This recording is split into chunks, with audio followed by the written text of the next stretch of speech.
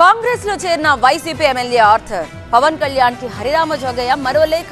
ఛత్తీస్గఢ్ సరిహద్దులో భారీ ఎన్కౌంటర్.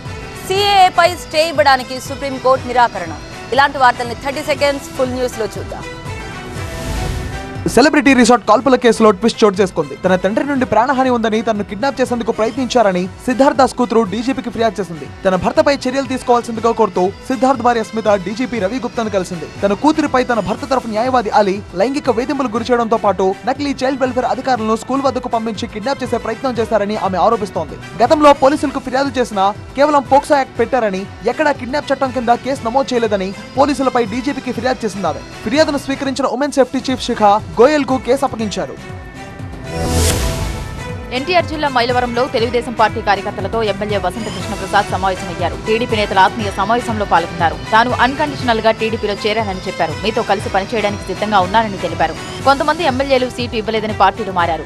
తాను మాత్రం సీటు ఇస్తానన్నా తిరస్కరించి బయటకు వచ్చిన ఏకైక శాసనసభ్యుడినని చెప్పారు వసంత. రాజకీయ కారణాలతో మాజీ మంత్రి దేవినేనికి తనకు మధ్య ఆరోపణలు శృతిమించిన మాట వాస్తవమే కానీ తాను ఏనాడు తెలుగుదేశం పార్టీ కార్యకర్తని దూషించలేదని చెప్పారు.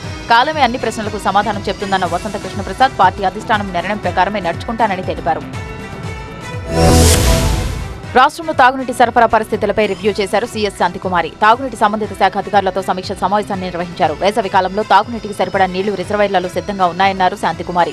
యుద్ధ ప్రాతిపదికను మరమ్మతులు చేపట్టి నిర్విరామంగా తాగునీటి సరఫరా చేయాలని అధికారులను ఆదేశించారు సీఎస్. గ్రేటర్ కు సరిపడా నీళ్లు అందిస్తున్నామని, ఎవరైనా అదనపు ట్యాంకర్ కోరితే అందిస్తున్నామని అధికారులు స్పష్టం చేశారు. రాష్ట్రంలో వాటర్ క్రైసిస్ లేదని చెప్పారు సీఎస్. తాగునీటి కోసం అధికారులు యుద్ధ ప్రాతిపదికన చర్యలు చేపట్టాలని సూచించారు సీఎస్ శాంతికుమారి. తాగునీటి కోసం ఇబ్బందులు పడుతున్నారంటూ వస్తున్న వార్తల్లో నిజం లేదన్నారు.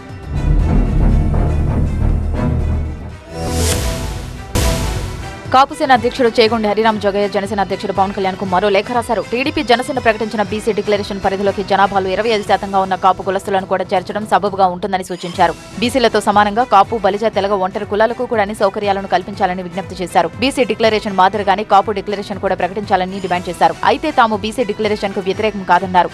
జైహో బీసీ అంటూ 10 హామీలతో మంగళగిరిలో పవన్, చంద్రబాబు ప్రకటించిన డిక్లరేషన్ ను తాను ఆహ్వానిస్తున్నట్లు హరిరామ జోగయ్య చెప్పారు. ఉమ్మడి మేనిఫెస్టోలో అన్ని అంశాలతో కూడిన హామీలను పొందుపరచాలని హరిరామ జోగయ్య డిమాండ్ చేశారు.